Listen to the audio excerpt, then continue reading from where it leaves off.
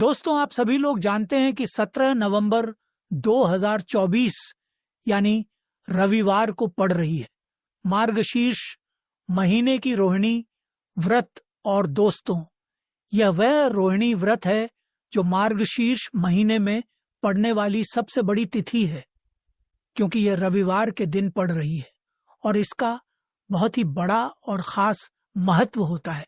पूज्य गुरुजी ने कहा है कि यदि कभी भी मौका लग जाए और मार्गशीर्ष महीने की रोहिणी व्रत रविवार को पड़ जाए तो आप लोगों को इनका संयोग बहुत ही कम आता है। इसी के साथ में गुरुजी ने अपनी शिव पुराण कथा में बताया है कि इस दिन आपको 5 गेहूं के दाने का उपाय तो आपको अवश्य ही करना चाहिए, क्योंकि ऐसा दिन पूरे साल में सिर्फ एक ही बार आता है। और दोस्तों, आप सभी लोग जानते हो कि रविवार का यदि सबसे बड़ा कोई उपाय है तो वह 11 चावल के दाने वाला उपाय है। तो दोस्तों, इस रविवार रोहिणी व्रत के दिन आप लोगों को इस 5 गेहूं के दाने वाला उपाय को करना है। बहुत सारे लोग होंगे जिन लोगों ने इस उपाय को ना किया हो, मतलब पूरा साल निकल गया, उन्होंने किसी भी दिन इस 5 गेहूं के दाने वाला उपाय को ना किया हो। पर दोस्तों, आपके पास एक आखिरी मौका बचा हुआ है जो कि 17 नवंबर के दिन है। तो इस दिन आप लोगों को इस वाले उपाय को जरूर कर लेना है। भले ही आपने पूरे महीने भर इस उपाय को ना किया हो, पर यदि आपने इस मार्ग शीर्ष महीने के रविवार रोहिणी व्रत के दिन यदि इस वाले उपाय को कर लिया तो आपको इस उपाय को करने का वह फल मिलेगा जिसकी आपने कल्पना भी नहीं करी होगी। इसीलिए आप लोग इस वाले उपाय को एक बार जरूर कर लेना है, ताकि आप लोगों के हाथ से ये मौका ना जा सके और आपको इस उपाय को करने का फल मिल सके। दोस्तों, यह उपाय पंडित जी ने अपनी अभी की ही श्री शिव महापुराण की कथा में बताया है, जिस उपाय को आज हम आपको बहुत अच्छे से समझाने वाले हैं। इस वीडियो को देखने के पश्चात इस उपाय को समझने के लिए आपको कोई और वीडियो को देखने की जरूरत नहीं पड़ेगी। तो दोस्तों, उपाय को शुरू करते हैं। देखिए, यह इस मार्गशीर्ष महीने के रविवार रोहिणी व्रत के दिन यह इतना खास होता है, इतना महत्वपूर्ण होता है। देखा गया है कभी कभी बड़े बड़े पूजा पाठ अनुष्ठान से जो मनोकामना पूर्ण नहीं होते, वह मार्गशीर्ष महीने के रविवार रोहिणी व्रत के दिन एक छोटे से उपाय करने से ही आपकी मनोकामना पूर्ण हो जाती है। और बहुत सारे लोगों ने इस उपाय को किया भी है और उनको उपाय को करने का फल भी जरूर मिला है।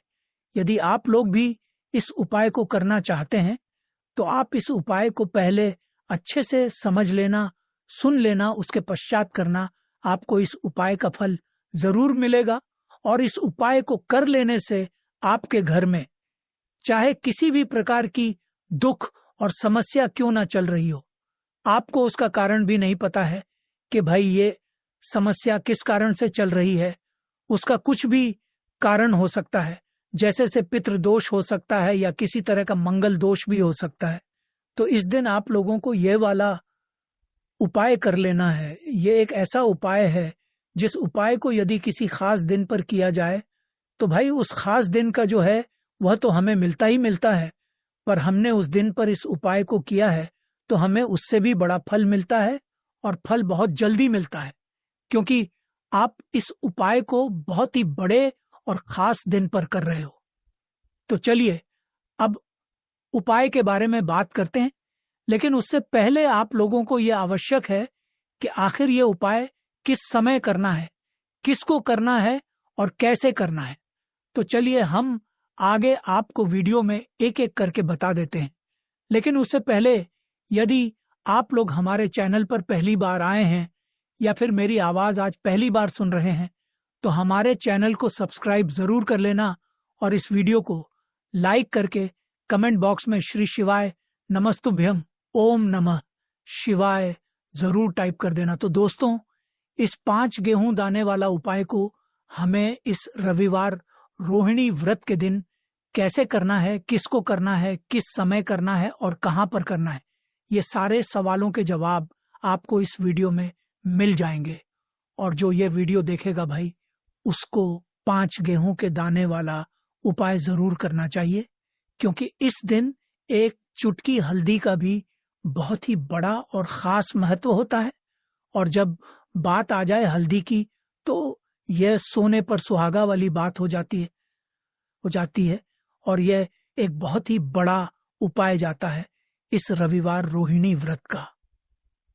तो अब दोस्तों, इस 5 गेहूं के दाने वाला उपाय को आखिर करना किसको है? सबसे पहले हम लोग वह बात जान लेते हैं। तो देखो, घर की जो बड़ी माताएं बहनें होती हैं, उन माताओं बहनों में से कोई भी एक बड़ी माता बहन इस वाले उपाय को कर सकती है। और दोस्तों, यदि आप चाहे तो अपने घर में से सभी सदस्यों को भी इस उपाय को करवा सकते हैं। यदि किसी व्यक्ति की खुद की कोई मनोकामना है, खुद की कोई दुख परेशानी है जो कि वह अपने लिए ही करना चाहता है, इस वाले उपाय को तो वह खुद अपने लिए भी कर सकता है। बाकी यदि कोई घर में से ऐसा है जो कि अपने पूरे घर परिवार की सुख और शांति के लिए यह वाला उपाय करना चाहता है, तो भाई वह भी कर सकता है। उसमें भी कोई दिक्कत वाली बात नहीं है। कहने का मतलब यह है कि इस उपाय को हर एक सदस्य भी कर सकता है, और पूरे घर परिवार के सदस्य के लिए घर की बड़ी माताओं बहनों में से कोई माता बहन भी कर सकती है। माताएं बहनें यदि घर में उपस्थित ना हो या वह यह वाला उपाय ना कर पा रही हो, तो फिर घर का कोई बड़ा सदस्य भी इस 5 गेहूं के दाने वाला उपाय को कर सकता है। चाहे फिर वह पुरुष ही क्यों ना हो, उसमें कोई भी दिक्कत वाली बात नहीं है। अब दोस्तों, जो अगला प्रश्न निकल कर आता है वह यह आता है इस उपाय को लेकर के, आखिर इस उपाय को हमें किस समय करना है? सुबह के समय करना है कि शाम के समय करना? तो देखो, इस वाले उपाय को आप लोग सुबह के समय भी कर सकते हो और शाम के समय प्रदोष काल में भी कर सकते हो। अब यदि आप पूछो कि भाई सबसे उत्तम समय कौन सा रहेगा इस 5 गेहूं के दाने वाला उपाय को करने का, तो हम आपसे बस यही कहेंगे कि इस उपाय को आप सुबह के समय करेंगे तो ज्यादा बेहतर होगा। बाकी यदि प्रदोष काल शाम के समय भी करेंगे तो भी अच्छा होगा, उसमें कोई भी दिक्कत वाली बात नहीं है। तो अब दोस्तों, जो अगली बड़ी और महत्वपूर्ण बात आती है वह यह आती है कि सुबह यदि हम उपाय को करेंगे तो हमें कितने बजे से लेकर कितने बजे तक के बीच में करना है, और शाम के समय प्रदोष काल में करेंगे तो हमें कितने बजे से लेकर कितने बजे के बीच में करना है। तो देखो, सुबह जितनी जल्दी हो सके आप उपाय को करने की कोशिश करना। बाकी यदि किसी कारणवश लेट भी हो जाओ, थोड़ी देर भी हो जाए, तो 10 या 11 बजे तक भी आप उपाय कर लेना, पर 12 बजे ज्यादा देरी ना हो। ठीक है, इस बात का ध्यान रखना। उसके पश्चात में दोस्तों, यदि शाम के समय प्रदोष काल की बात करें, प्रदोष काल का जो समय होता है वो शाम के 6 बजे से शुरू हो जाता है। मतलब शाम के 6 बजे से लेकर शाम के 6 बजे से रात के 8 बजे के बीच का जो समय होता है, ये समय प्रदोष काल का समय होता है। तो आप इस उपाय को 7 या 8 बजे के बीच में भी कर सकते हो। मैं आप कभी भी इस वाले उपाय को कर सकते हो, उसमें कोई भी वाली बात नहीं है। तो मार्गशीर्ष का महीना ही है जो आपको धन दौलत पुण्य दोनों ही देने वाला है। मार्गशीर्ष के महीने में तुलसी का पूजन करके, श्री हरि विष्णु से जुड़े हुए कुछ उपाय करके आप अपने जीवन की निर्धनता, धन से जुड़ी समस्याएं, कर्जे से जुड़ी समस्याओं को सदैव के लिए दूर कर सकते हैं। तो यह वही महीना है जिस माह में भगवान विष्णु योग निद्रा से जागते हैं। भगवान विष्णु को तुलसी अति प्रिय, इसलिए उनकी पूजा में भी खास रूप से हम तुलसी का उपयोग करते हैं। और बिना तुलसी दल के बिना तुलसी मैया के श्री हरि विष्णु की पूजा और उनका भोग दोनों ही अधूरे होते हैं। इसीलिए मार्गशीर्ष के महीने में ऐसा उपाय आपको बताने वाले हैं जिसे करने से श्री हरि विष्णु की असीम कृपा आपको मिलेगी और मां तुलसी से ऐसा आशीर्वाद मिलेगा।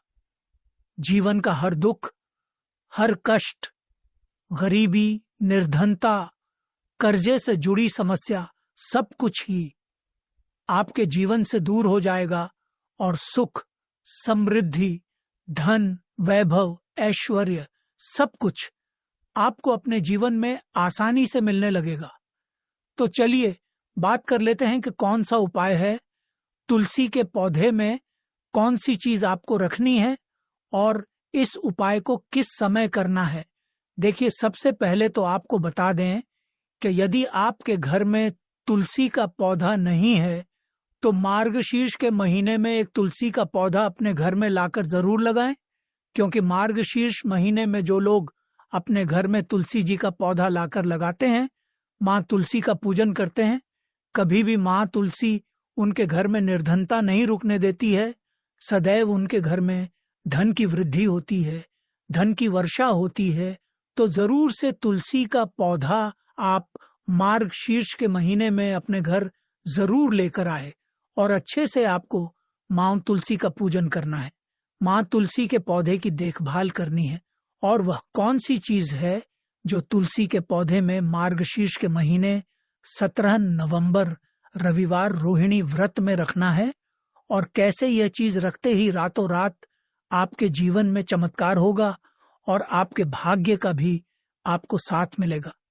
तो देखिए, इस उपाय के लिए आपको मात्र एक लौंग का जोड़ा लेना है, यानी कि 2 फूल वाली लौंग लेनी है।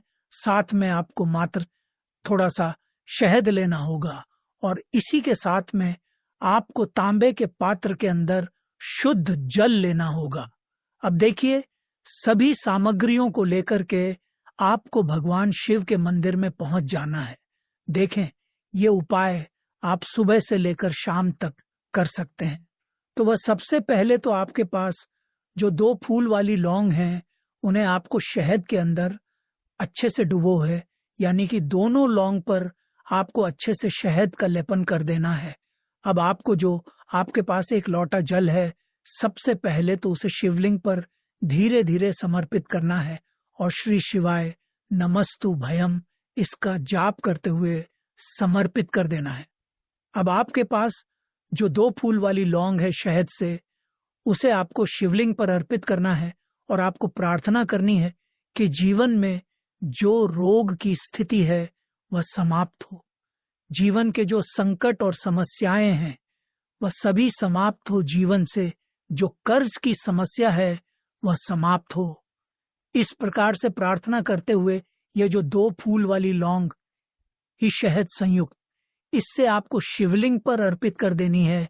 आपकी जो भी समस्या होगी रविवार के दिन अवश्य ही समाप्त हो जाएगी। तो इस प्रकार से आपको पहला उपाय करना है। अब हम बात कर लेते हैं दूसरे उपाय के बारे में। देखिए, ये उपाय आपके लिए सर्वश्रेष्ठ होने वाला है।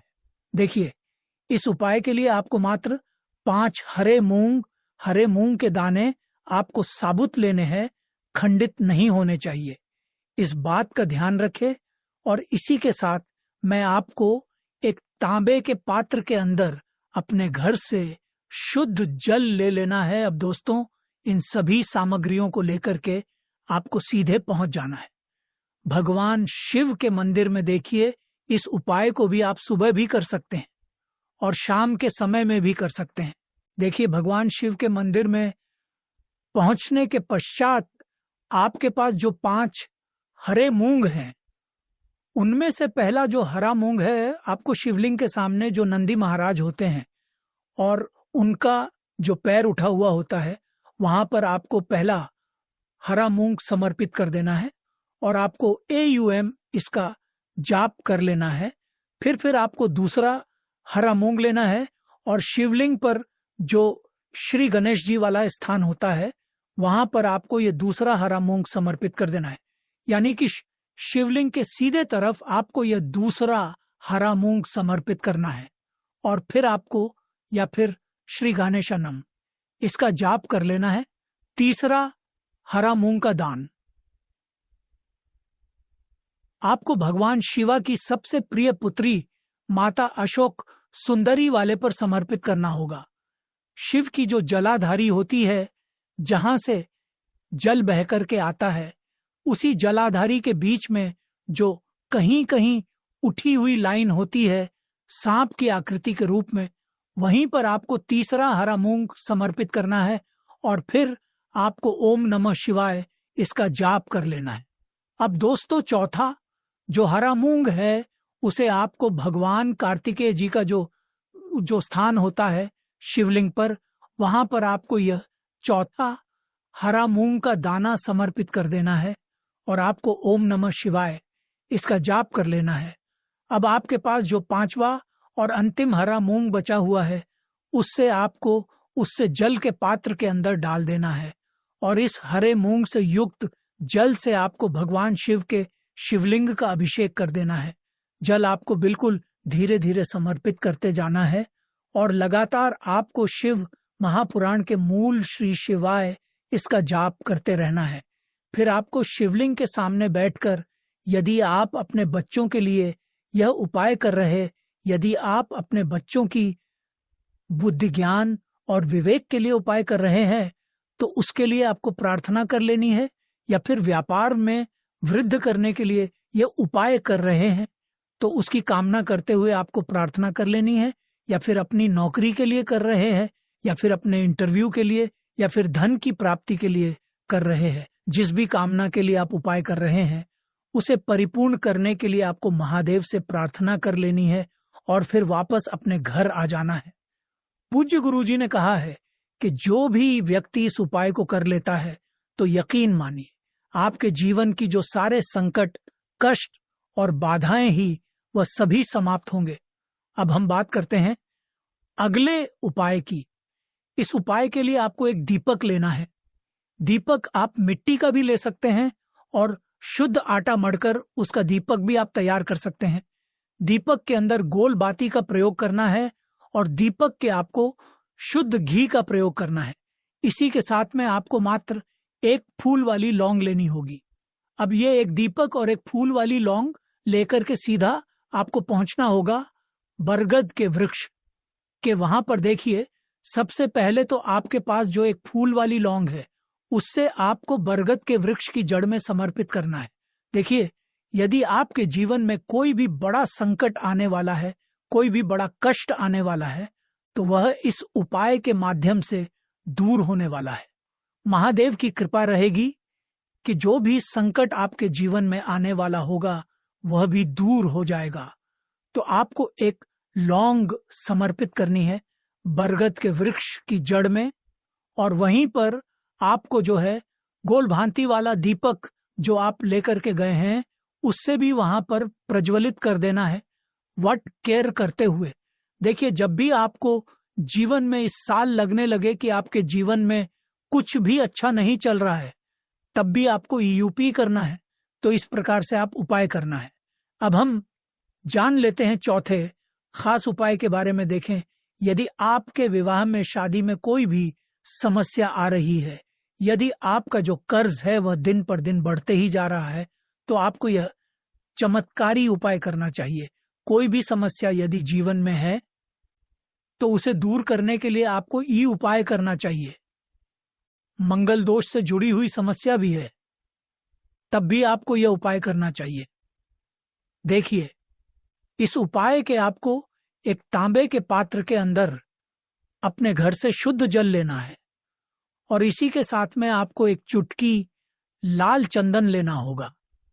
अब आपको क्या करना है कि जो लाल चंदन आपने लिया है उसे आपको उससे जल के पात्र के अंदर डाल देना है, और यह जल जो है आपको लाल चंदन से युक्त तैयार कर लेना है, और यह लाल चंदन से युक्त जल आपको भगवान शिव के मंदिर में लेकर के पहुंचना है। लेकिन यह उपाय भी आप सुबह से लेकर के शाम तक कर सकते हैं। अब दोस्त, ये जो लाल चंदन से युक्त जल है, इससे आपको भगवान शिव के शिवलिंग पर धीरे धीरे अर्पित कर देना है और आपको लगातार श्री शिवाय इसका जाप करते रहना है। देखिए, यदि आपके जीवन में विवाह से युद्ध समस्या चल रही है तो आपको मंगलेश्वर महादेव का स्मरण करना है, और जीवन में अधिक कर्ज की समस्या है तो आपको मुक्तेश्वर महादेव का स्मरण करना है। देखना, एक दिन आपकी सब तरह की समस्या जल्दी ही समाप्त हो जाएगी। तो इस प्रकार से यह चौथा उपाय करना है। अब हम जान लेते हैं अंतिम और 5वें उपाय के बारे में। देखिए, रविवार का दिन है और हनुमान जी भगवान शिव के रुद्र अवतार हैं, तो ये उपाय और भी खास हो जाता है। तो ये जो उपाय है खासकर आपको हनुमान जी के वहां पर ही करना होगा। देखिए, जब भी आपको ऐसा लगने लगे कि आपके जीवन में जो कर्ज है वह समाप्त ही नहीं हो पा रहा है, दिन प्रतिदिन ही जा रहा है, कष्ट जो है वह प्रतिदिन बढ़ाते ही जा रहे हैं, कष्ट जो है वह समाप्त ही नहीं हो पा रही है, यानी कि जीवन में जब भी कोई विपदा आती है, संकट आता है, तो हमें संकट मोचन हनुमान जी के मंदिर में जाना चाहिए। लेकिन यह उपाय बहुत ही खास है। इस उपाय के लिए आपको एक चौमुख दीपक तैयार करना होगा। आपको एक दीपक लेना है, दीपक के अंदर 4 बाती आई, बाती के लिए आपको मोली वाला धागा आता है, कलावा का, उसकी भी बना सकते हैं, या फिर आप सफेद की जो बत्तियां हैं उन्हें भी बना सकते हैं। अब आपको लेना है एक कटोरी सरसों का तेल, और अब इस दीपक के अंदर या तो आपको चमेली का तेल डालना है, या फिर जो आपने एक कटोरी सरसों का तेल लिया है उसमें आपको सरसों का तेल डालना है। और इसी के साथ में आपको मात्र एक फूल वाली लौंग भी लेनी है। देखिए, अब जो ये दीपक है और लौंग है, इन दोनों का आपको हनुमान जी के मंदिर में लेकर के पहुंचना है। अब सबसे पहले तो ये जो दीपक है इसे आपको हनुमान जी के सामने प्रज्वलित करना है। दीपक को प्रज्वलित करने के पश्चात आपको वहीं पर एक बार हनुमान चालीसा का पाठ करना है, या फिर आप आरन मोचक मंगल स्तोत्र का पाठ भी कर सकते हैं। अब आपके पास जो एक फूल वाली लोग है उनसे आपको अपने सीधे हाथ में रखना है। आपको प्रार्थना करनी है हनुमान जी से कि जीवन की जो भी संकट है, विपदा है, वह सभी आपकी कृपा से दूर हो। और ये जो एक लौंग है आपको उससे चौमुखी दीपक के अंदर डाल देनी है और अपनी मनोकामना बोल देना है। गुरुजी कहते हैं कि कुछ दिनों में ही आपकी सब मनोकामना पूरी हो जाएगी। तो इस प्रकार से यह सुंदर सा और सरल सा उपाय करना है। देखो, आज की वीडियो में हमने आपको जितने भी उपाय बताए हैं, सभी उपाय बहुत ही सरल है जो आपको करने हैं। देखना, आपके जीवन के सारे संकट और कष्ट दूर होंगे। और गुरुजी ने कहा है कि रविवार के दिन आपको चौमुखी दीपक वाले पाए को आपको अवश्य ही करना चाहिए। इससे आपके जीवन से चारों तरफ से आने वाले संकट दूर हो जाएंगे। तो यह थी आज की खास जानकारी। उम्मीद है यह जानकारी आपके काम आएगी। यदि वीडियो अच्छा लगा हो तो एक लाइक अवश्य कर दीजिए, और रोजाना नई नई जानकारी प्राप्त करने के लिए हमारे इस चैनल को अभी सब्सक्राइब करें। धन्यवाद।